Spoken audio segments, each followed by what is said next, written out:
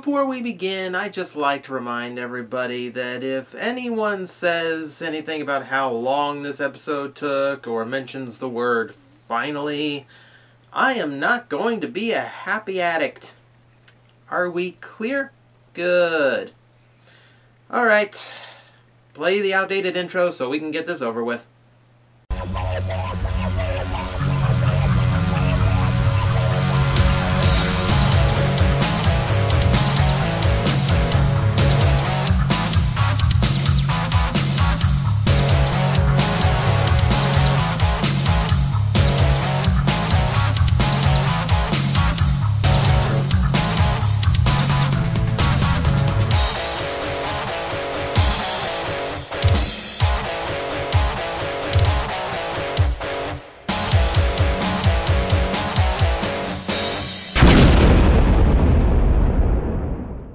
Well, we made it! 10,000 subscribers! Give or take 1,000 or so. Anyway, that part doesn't matter.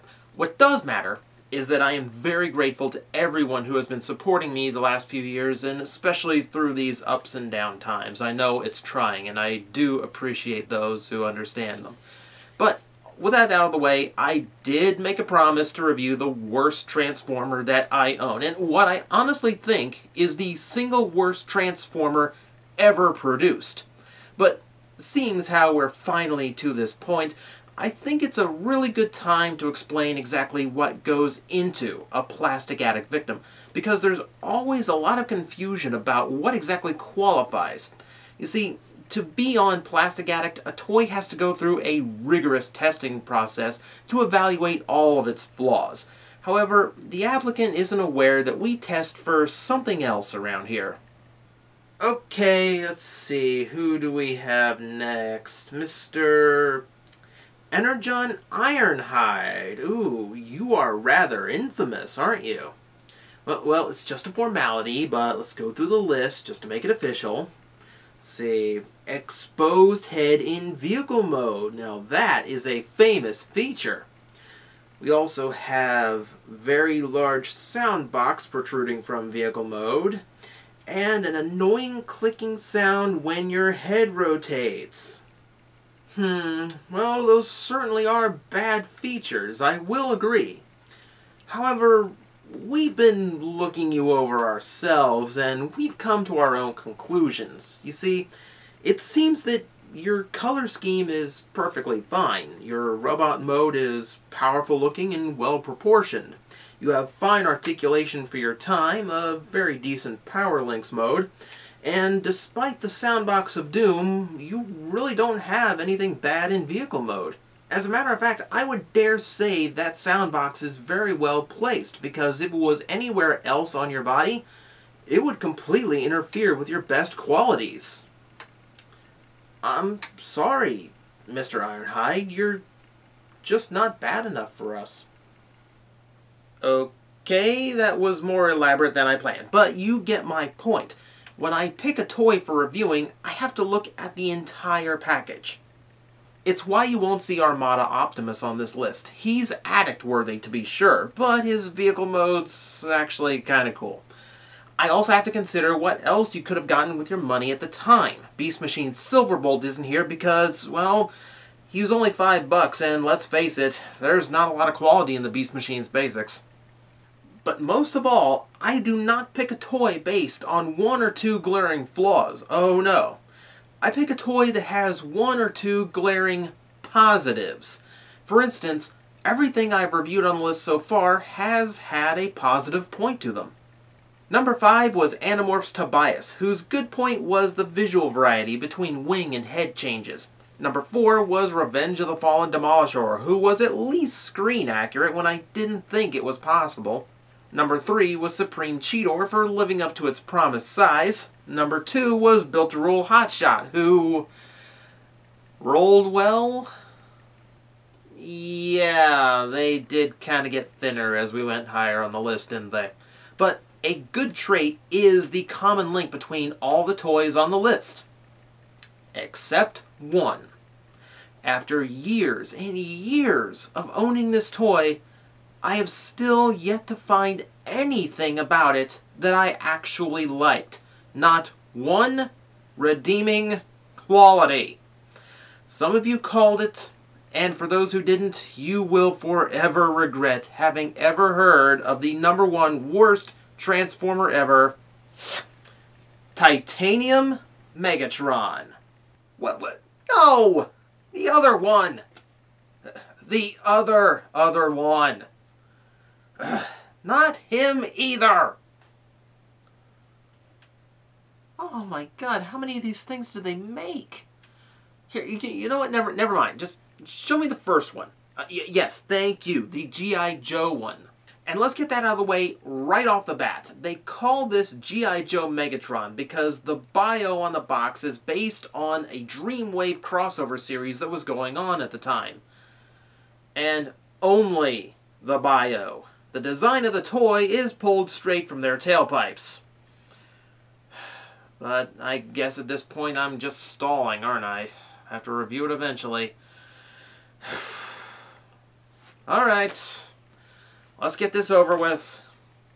The vehicle... Oh, my eyes! Oh, God, why did I review this in HD?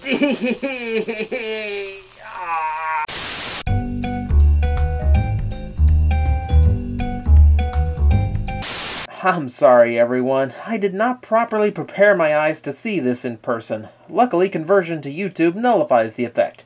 Mostly. If you smell a burning sensation, that's your retinas catching fire. Find a bucket of water big enough for your head. For those who still have working eyesight, you'll notice Megatron here is the blockiest, dullest looking tank ever, decoed in gray, light gray, and, in a clever twist, dark gray. The only real trace of color is the purple in the front and the yellow paint on the lights, and that's about as interesting as the deco gets. Oh, but let's make the Rhino purple because we can't sell a monochrome toy. A bit more on the deco. What is up with the silver on the side? We have a plate of armor covering up the rest of the tread's mechanics, but the silver stops short of it, and it doesn't continue when the armor stops in the back. Also, what is with the paint wash on this toy? I mean, there's careless black streaks all over that armor paneling, and I have no idea what they were going for with it. And you can see the same is true up top. I mean, there's careless gray streaks all throughout the paint that doesn't accomplish anything whatsoever. I mean, by far, it is the worst black wash attempt I've ever seen in my life. No, wait, you know what? I take that back. It's actually the second worst paint wash I've ever seen. The absolute worst one was another titanium toy, Unicron here, whose paint wash was so thick it came off with your fingernail as this thick black sludge of uselessness that was better off removed. Not unlike the designer's brain. Then there's the faction symbols. You'll notice a Decepticon emblem on both sides of the tank, but you will also notice 2 Autobot sigils on one side and 3 on the other. Now, I know this is a military thing, you know, like one symbol of your enemy for every one you knock off, but aren't they supposed to be crossed out or something? Or, I don't know, at least noticeably smaller than your own symbols? Oh yeah, I know. I've got 5 Autobot logos and 2 Decepticon logos. You see, I'm really pro Autobot, but, you know, I can kind of see where Megatron's coming from, so I thought I'd balance it out a little. And the final capper on the front of the tank, we have a big M, just in case his troops forget who he is. I know I've got 5 Autobot logos, but I swear, guys, it's me, your leader. Look, Big M. You know what's sad about this? This is just the deco. I haven't even touched the design yet. Let's do that now. Megatron's tank mode consists of a block sitting on top of a larger block. But isn't that what a tank is, I hear someone ask in the back? No. And I will explain why by pointing out that this tank has a front bumper. Tanks are supposed to be angled in the front. That way the treads climb over rough terrain that normal vehicles can't cross. With that big block in the way, he's not getting over a speed bump. Oh, but he can try, because he's got wheels underneath the treads. So, you want to see him roll? There you go. That's him rolling. You know, titanium designers, I didn't exactly expect you to get this one wrong. It's only the first invention ever. You know, and this is foam board. You know, paper surface, very friction friendly. This is the best chance this thing has of rolling, short of throwing it down a hill. Which I would have gladly tried, but I live in Florida. Hills don't exist here. Now, the main barrel does raise up and down, and you can rotate the little gun on top, but that's mostly just to distract you from the fact that the main turret, the one that's supposed to turn, cannot. Of course, I don't expect titanium engineers to actually include that, because, you know, that would take thought. And then we come to the bad part of the vehicle mode. Brace yourselves, this is design ineptitude at its finest. We look at the toy from the side, and... wow. You know, I don't know a lot about tank design, but I'm pretty sure you're not supposed to be able to see through it.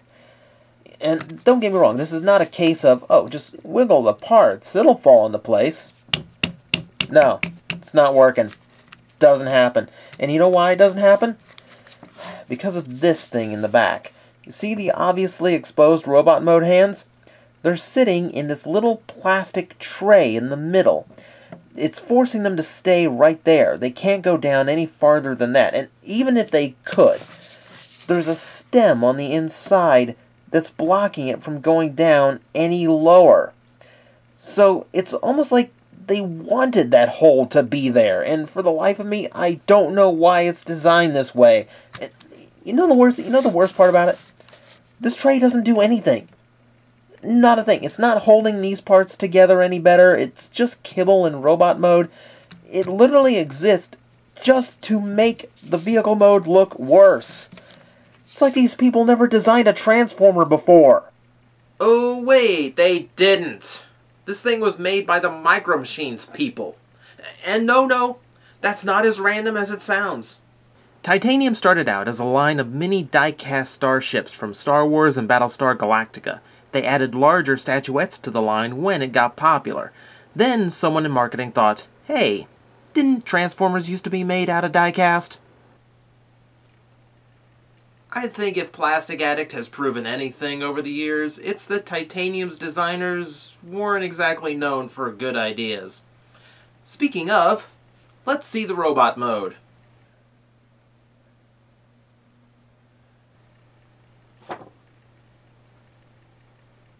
Where does one start when examining a train wreck? First thing that always stood out for me was, oddly enough, how boring he looks. The chest is a flat slate with shallow details. Every time I see it, I think it's a sticker. The rest of his colors aren't any better. They seem to think making all of his colors darker would look good. But the dark gray and purple instead of red just makes him look drab. I mean, not that TJOmega is a colorful character, but solid metal gray gave him a solid, powerful appearance. It worked for him.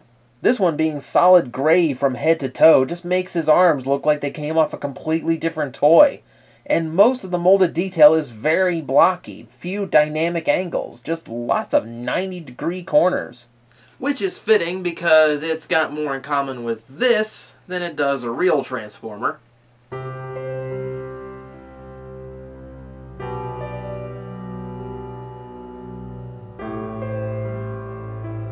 Oh, I didn't mean it that way, Brick. I'm sorry.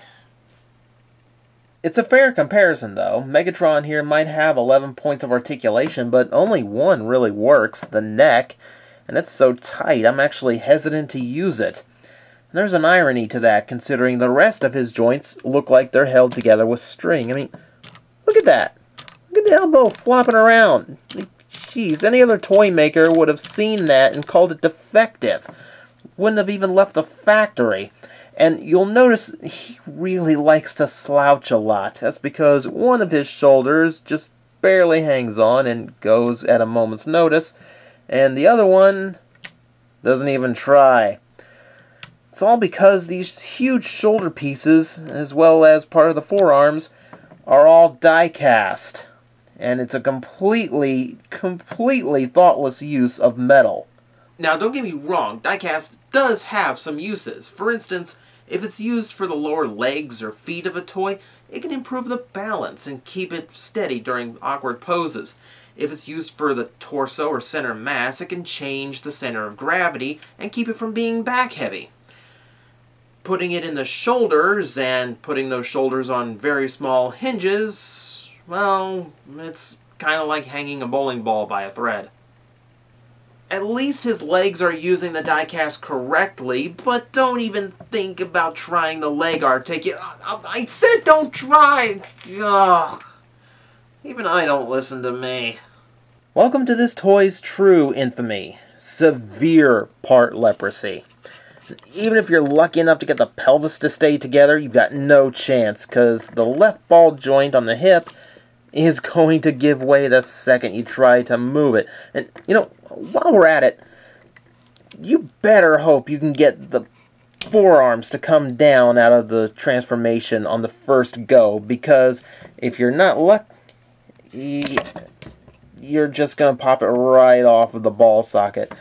And probably have to peg it back in, and come on, stay in, come on, and trying to peg it back in, and now the bicep's back up, and now we gotta do it all over again. Jeez. Do I even need to do sketches for this part of the review? I mean, I don't need special effects or camera tricks or bad acting to make this toy look as bad as possible. I don't even feel like I'm reviewing a toy. I feel like I'm reviewing some gimmicky cartoon character like Fall Apart Rabbit, and his charming comedic quirk is not being able to keep his body parts attached. And don't think I'm exaggerating this or forcing this to look worse than it actually is. Oh no. I don't hold loose joints against a figure because that can change from toy to toy. It varies on every one released. Unless it's a mass-produced problem like this. For instance, let's see how Sabertron.com's looked after they took it out of the box.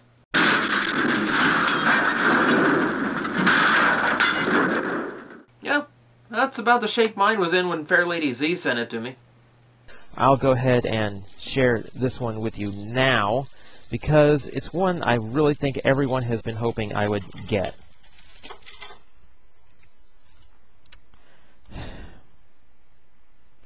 Yeah, tell you what, I'm going to reassemble him at a later date, and we'll get to him as soon as I manage to put him back together. As if the loose pegs for the midsection aren't enough, here's the kicker. The two halves and the big metal legs are held onto the torso by these very thin plastic clips with, brace yourself for this one, open clips. You know what? I take it back. This is hanging a bowling ball with a thread. I mean, I don't get it. I mean, the other side of the hinge is closed off, so why have one side open? I mean, for that matter, why is it so thin? Why would you hang the heaviest part of the toy on this? Why am I putting myself through this ABS abomination? I'd rather play with a Supreme Cheetor that's been set on fire. Mental note. Found a new way of cheering myself up after playing with Titanium Megatron. Back to the legs. Don't even get the idea you can salvage this thing by tightening up some pegs and joints. Even if you do, the hips can only move forward and the knees have 20 degrees at best, making his articulation completely useless. For the record, even his foot hinges are loose, and despite looking like ball joints, his wrists are actually just hinges. So there's no posing there, even if you can get the arms to stay up. Also, he has no gimmick. since the entire gimmick to this toy line was the die-cast. Which reminds me of one last problem. This thing, no bigger than a deluxe, ran you $15 at retail, only because of the die-cast metal. For that price, you could have gotten yourself a deluxe and a Legends class toy, and they both would have been better than this thing. And Megs was released in 2006, so your alternatives were the tail end of the Cybertron line, Beast Wars 10th Anniversary, and a little series called Classics. There was no reason to buy this thing on one of the strongest years for Transformer toys ever, and nobody did. This thing nearly killed the Titanium line on the first wave because it shelf-warmed so long. Also nearly killed me at the evaluation interview. Okay, so why is it that you want to be on Plastic Addict, Mr.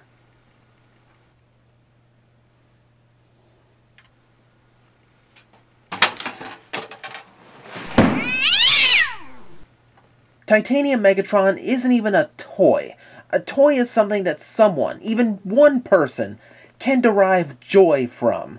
From design to engineering, concept, marketing, painting, functionality, in every possible aspect, this thing is the physical embodiment of a disaster. And no other Transformer could possibly deserve #1 worst more than him. No other toy summarizes why I do Plastic Addict better than this one. We really need to know what a bad Transformer really looks like so that we can keep our perspectives in check. We have to overlook the occasional exposed head, the occasional poor paint job or limited articulation, and focus on the good points that a toy has, rather than obsessing over one or two minor flaws. Now, thankfully, with the advent of modern engineering, toys like this are a thing of the past, and we will never have to deal with a toy this bad ever again.